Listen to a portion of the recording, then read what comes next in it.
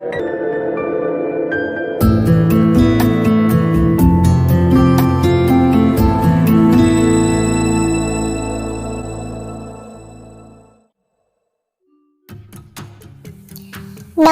प्यारे बच्चों, आज हम एक ऐसी कहानी पढ़ने जा रहे हैं जो एक व्यंग्य है, यानी हम पर एक प्रकार का ताना है और उसके माध्यम से लेखक हमें अपने अधिकारों और हक के प्रति जागरूक करने का प्रयास कर रहे हैं। पाठ का नाम है चूहा और मैं। चूहा और मैं पाठ के लेखक हैं श्री हरिशंकर परसाई जी। पाठ पढ़ने से पहले आइए हम इनका लेखक परिचय प्राप्त करते हैं। श्री परसाई जी का जन्म 22 अगस्त 1924 को होशंगाबाद मध्य प्रदेश में हुआ था। वे हिंदी के प्रसिद्ध लेखक और व्यंग्यकार थे। वे हिंदी के पहले रचनाकार हैं जिन्होंने व्यंग्य को विधा का दर्जा दिलाया। इनका स्वर्गवास 10 अगस्त 1995 को हुआ। इनकी प्रमुख रचनाएं हैं कहानी संग्रह, हंसते हैं रोते हैं, जैसे उनके दिन फिरे, भोला राम का जीव, उपन्यास नागफनी की कहानी 1990, तट की खोज, ज्वाला और जल आदि। संस्मरण हैं तिरछी रेखाएं। विकलांग श्रद्धा का दौर 1980 के लिए उन्हें साहित्य अकादमी पुरस्कार से सम्मानित किया गया। कहानी। सकल पदारथ है जग माही, करमहीन नर पावत नाही।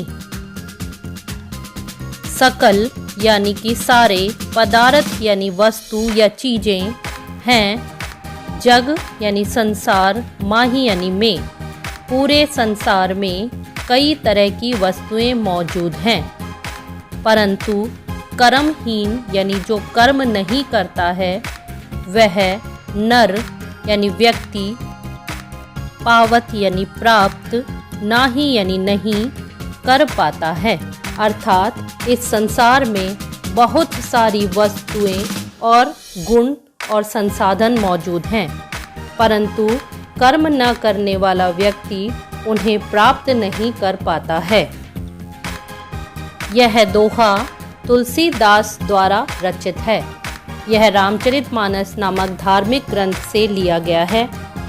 तुलसीदास जी ने कहा है कि इस दुनिया में कई सारी वस्तुएं हमें हासिल है, लेकिन कर्महीन व्यक्ति यानी जो कर्म नहीं करते हैं उन्हें वे प्राप्त नहीं होती हैं।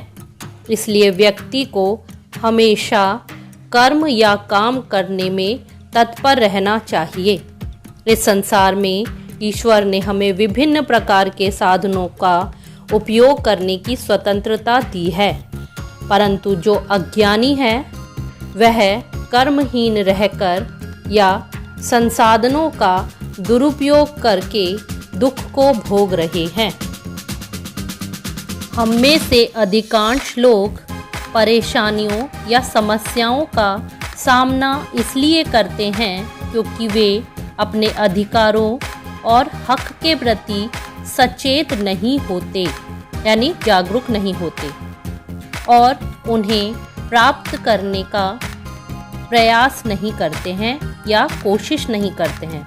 प्रस्तुत पाठ में एक चूहा जिसे अपना अधिकार समझता है उसे प्राप्त करने का प्रयास भी करता है और अंततः वह उसे प्राप्त कर लेता है। अर्थात अंत में वह अपने भोजन के लिए जो प्रयास करता है वह उसे प्राप्त भी कर लेता है। इसी तरह हर मनुष्य को अपने अधिकारों को समझते हुए अपने अधिकारों के लिए लड़ाई लड़नी अवश्य ही चाहिए।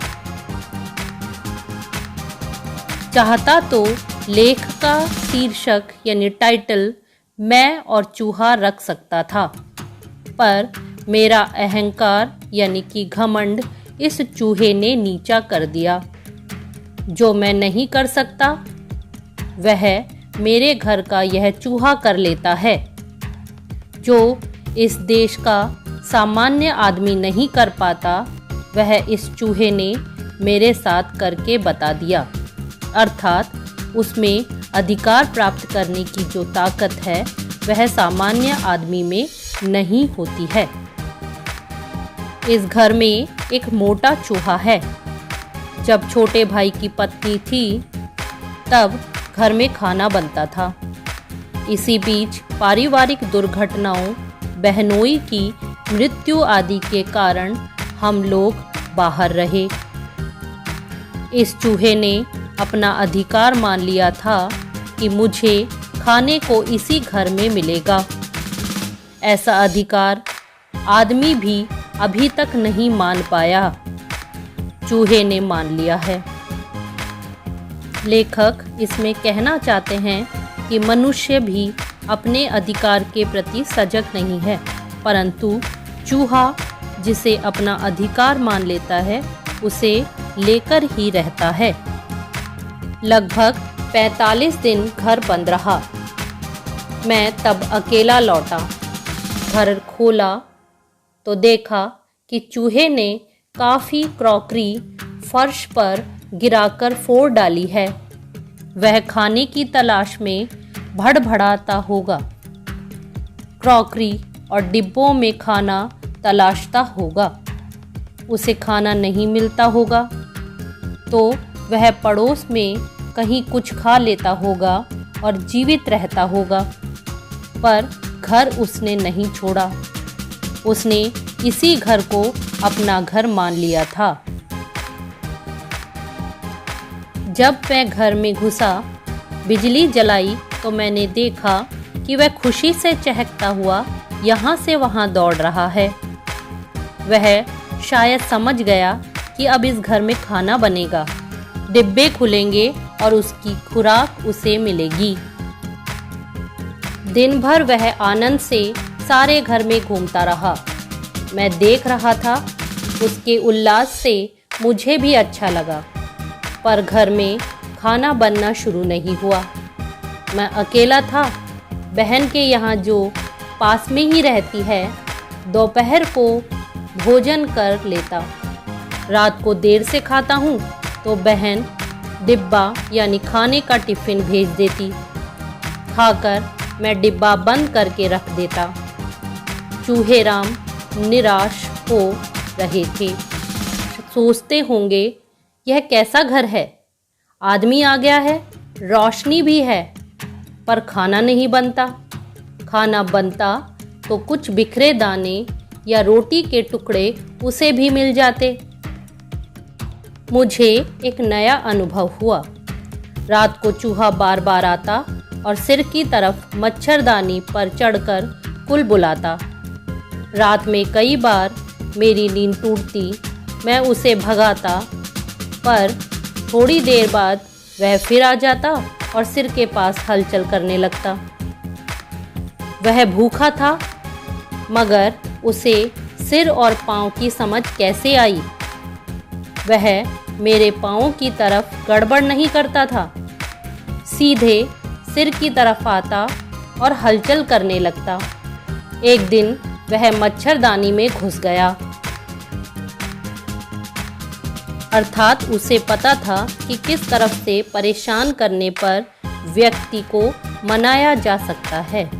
इस तरह वह बार बार सिर की तरफ आकर मुझे तंग करने लगा। मैं बड़ा परेशान, क्या करूं? इसे मारूं और किसी अलमारी के नीचे मर गया तो सड़ेगा यानी बदबू आएगी और सारा घर दुर्गंध से भर जाएगा।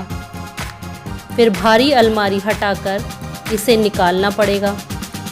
चूहा दिन भर भड़भड़ाता और रात को मुझे तंग करता।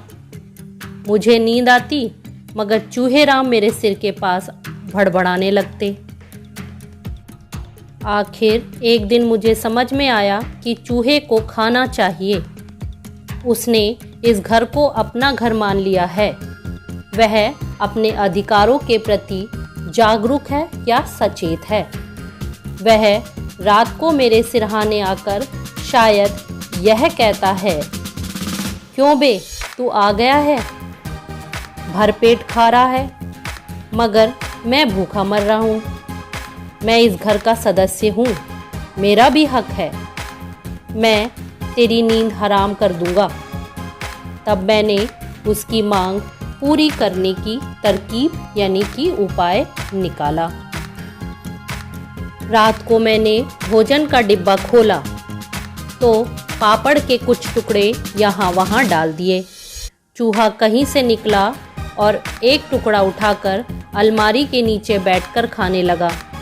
भोजन पूरा करने के बाद मैंने रोटी के कुछ टुकड़े फर्श पर बिखरा दिए।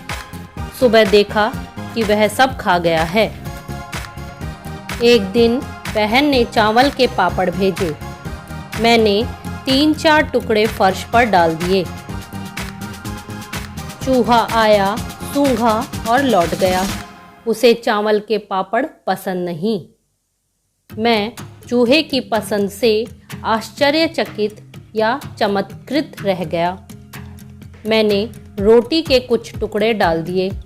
वह एक के बाद एक टुकड़ा लेकर जाने लगा। अब यह रोज़मर्रा यानी रोज का काम हो गया। मैं डिब्बा खोलता तो चूहा निकल कर देखने लगता। मैं 1-2 टुकड़े डाल देता, वह उठाकर ले जाता, पर इतने से उसकी भूख शांत नहीं होती थी। मैं भोजन करके रोटी के टुकड़े फर्श पर डाल देता। वह रात को उन्हें खा लेता और सो जाता। इधर मैं चैन की नींद सोता। चूहा मेरे सिर के पास अब गड़बड़ नहीं करता। फिर वह कहीं से अपने एक भाई को ले आया। कहा होगा, चल रे मेरे साथ उस घर में। मैंने उस रोटी वाले को तंग करके डरा के खाना निकलवा लिया है। चल दोनों खाएंगे। उसका बाप हमें खाने को देगा, वरना हम उसकी नींद हराम कर देंगे। हमारा हक है। अब दोनों चूहे मज़े में खा रहे हैं। इस तरह कई लोगों को डराकर अपना हक वसूल कर लेते हैं। अब दोनों चूहे मज़े में खा रहे हैं, मगर सोचता हूँ आदमी क्या चूहे से भी बदतर हो गया है। चूहा तो अपनी रोटी के हक के लिए मेरे सिर पर चढ़ जाता है, मेरी नींद हराम कर देता है। इस देश का आदमी कब चूहे की तरह आचरण करेगा, अर्थात वह अपने हकों के प्रति जागरूक कब होगा। इस पाठ के अनुसार लेखक हरिशंकर परसाई जी यह कहना चाहते हैं कि आम आदमी कब अपने हक या अधिकार के लिए सचेत और जागरूक होगा। जिस तरह चूहा घर पर अपना पूरा अधिकार समझता है और भोजन के लिए उस व्यक्ति को तंग कर देता है, उसी तरह आम आदमी कब इस देश पर अपना अधिकार समझेगा और उसे प्राप्त करने की चेष्टा करेगा। शब्दार्थ: अहंकार यानी घमंड, उल्लास यानी खुशी, हक यानी अधिकार, चमत्कृत यानी चकित, बदतर यानी अधिक बुरा, खुराक यानी भोजन, सचेत यानी सावधान, तरकीब यानी उपाय, रोज़मर्रा यानी प्रत्येक दिन, आचरण यानी व्यवहार। मुहावरा: नींद हराम करना यानी कि बहुत परेशान करना।